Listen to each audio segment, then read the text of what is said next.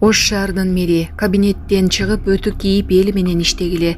Ош шаарынын мэри Жеңишбек Токторбаев эли менен болгон кезектеги жолугушуусунда мэриянын кызматкерлерине кайрылып, кабинеттен чыгып, костюм шын менен көйнөктү чечип, өтүк кийип эли менен түз иштөө убактысы келгенин ачык айтты. Эми эл кабинетте отурган кызматкерден эмес, жеринде жүргөн элдин көйгөйлөрүн угуп, аны чече билген кызматкерден пайда көрөт. Шаарды өнүктүрүш үчүн биринчи кезекте өзүбүз өзгөрүшүбүз керек, деди Токторбаев. Учурда Ош шаары акырындык менен өзгөрүп, бир катар инфраструктуралык, социалдык жана шаар көркүн жакшыртуу иштеринде жылыш бар. Бул өнүгүүнүн артында мэр Жеңишбек Токторбаевдин ишке болгон жоопкерчиликтүү мамилеси жана шаар тургундары менен тыгыз байланышта иш алып баруусу турат. Жергиликтүү тургундар бул кадамдарды оң баалап, жетекчи менен элдин ортосундагы түз диалог шаарды алдыга жылдырууда маанилүү роль ойной турганын белгилешүүдө. Жакында чет өлкөлүк номурлуу унааларга массалык текшерүү жүргүзүлөт. Жол кыймылынын коопсуздугун көзөмөлдөө башкы башкармалыгы чет өлкөлүк номурлуу унааларды эртерээк легалдаштырууну эскертет. Жакында массалык текшерүү жүргүзүлөт. Бул тууралуу жол кыймылынын коопсуздугун көзөмөлдөө башкы башкармалыгынын басма сөз кызматы билдирди. Ички иштер министрлигинин жол кыймылынын коопсуздугун камсыздоо башкы башкармалыгы Абхазия, Армения өңдүү чет өлкөлүк номурлуу унааларды айдап жүргөн айдоочуларга кайрылып, эртерээк легалдаштырууга чакырат. Ошондой эле жакынкы күндөрү текшерүү иштери болоорун алдын ала эскертебиз. Камчы Бекташиев эне жана баланы коргоо улуттук борборуна 16,5 миллион сомдук медициналык жабдыктарды тапшырды. Кыргыз Республикасынын Министрлер кабинетинин төрагасынын орун басары, УКМК төрагасы генерал-полковник Ташиев Кыргыз Республикасынын Саламаттык сактоо министрлигине караштуу эне жана баланы коргоо улуттук борборунда болду. 2025 жылдын 15 июнунда Министрлер кабинетинин төрагасынын орун басары, УКМК төрагасы генерал-полковник Ташиев Кыргыз Республикасынын Саламаттык сактоо министрлигине караштуу эне жана баланын коргоо улуттук борборуна келип, аталган борбордун ишмердүүлүгү менен таанышты. Ошондой эле төрага борбордун дарыгерлердин кайрылуусуна ылайык балдар эндоскопия бөлүмүнө 16,5 миллион сомдук Sonoscape 550 маркасындагы эндоскоп медициналык жабдыктарын тапшырды. Бул жабдуулар ички органдарды ар кандай хирургиялык манипуляцияларды изилдөөгө мүмкүндүк берет жана балдардын ар кандай ооруларын дарылоо боюнча медициналык кызматкерлердин ишин жеңилдетет.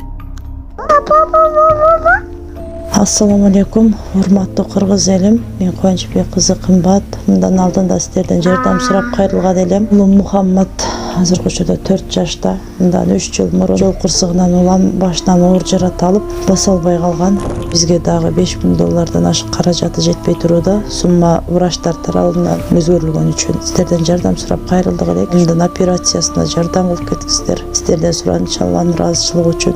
Баланын бир жери ооруса, эненин жүрөгү ооруйт дейт. Ушу балам дагы көптүн катарында басып кетишин каалаймын. Мындан алдында ошончо жардам берип келиңиздер. Берген жардамыңыздарга Аллах таалам ыраазы болсун. Азыркы учурда бизге 5 сом, 10 сом болсо дагы аябай чоң жардам болууда. Баламдын басуусуна себепкер болуп коюңуздар. Жардамга колун сунам деген мусулман бир туугандар реквизит номерлер Мбанк Кымбат К деп чыгат. 3197 аягы. Ошол эле номерди Оденги бар, баланс кылып салам дегендерге, Россия өлкөсүнөн котором дегендерге Сбербанк бар, Самаган деп чыгат. 0600. Өзүмдүн энем азыркы учурда Россия өлкөсүндө мигрант болуп иштеп жүрүүдө. Жардамыңыздардан Аллах таала ыраазы болсун. Буга чейинки жардамдарыңызды дагы алып жатабыз. Илим Карыпбеков блогер Ильяс Чыңгызбек уулунун жубайы Айтурганга кайрылды. Илим Карыпбеков өзүнүн YouTube каналында Каракулжа районунда күйөөсүнүн огунан каза болгон аял тууралуу Азиректин өлүмүнө ким күнөөлүү деген аталыштагы видео материал жарыялады. Видеодо ал бул трагедия боюнча коомчулукта айтылган айрым пикирлерди сынга алды. Карыпбеков өз кайрылуусунда блогер Айтурган Замирбек кызынын билдирүүлөрүнө жооп кайтарып, аялдын өлүмү үчүн кайра эле ошол аялды күнөөлөгөн жарандарды, өзгөчө блогерлерди, айрым эркектерди катуу сындады. Курман болгон аялды күнөөлөө бул зомбулукту актоо. Биз мындай көз караштар менен күрөшүшүбүз керек, деди ал. Карыпбеков коомдук аялдарга карата зомбулуктун себептери терең жана татаал экенин белгилеп, мындай трагедияларда жоопкерчиликти туура багытта карап чыгууга чакырды. Булак Сокол медиа. Орусияда күч органдары мигранттардын жатаканасын текшеришти. Орусияда күч түзүмдөрү Коргоо министрлигинин объектиндеги КМШ жарандары жашаган жатаканада мыйзамсыз жүргөн мигранттарга каршы рейд өткөрүштү. Бул тууралуу База Телеграм каналы кабарлады. Маалым болгондой, күч органдары Срагинадагы жатаканага барып мигранттардын документтерин текшеришкен. Күбөлөрдүн айтымында күч кызматкерлери аларды бөлмөлөрдөн күч колдонуп чыгарышкан. Натыйжада документтеринде көйгөйү бар 5-6 адам кармалып полиция бөлүмүнө жеткирилген. Ал эми Өзбекстандын миграция агенттиги Москвадагы күч кызматтары жүргүзгөн рейдке тынчсыздануусун билдирди. Агенттиктин айтымында Орусия өкмөтү өзбек жарандарына жумуш берүүгө кызыгуу көрсөткөнүнө карабастан айрым укук органдарынын мыйзамсыз жана орой мамилеси кооптонууну жаратат. Ал эми жатаканадагы мигранттардын арасында кайсы өлкөнүн жарандары бар экени тууралуу так маалымат берилген эмес.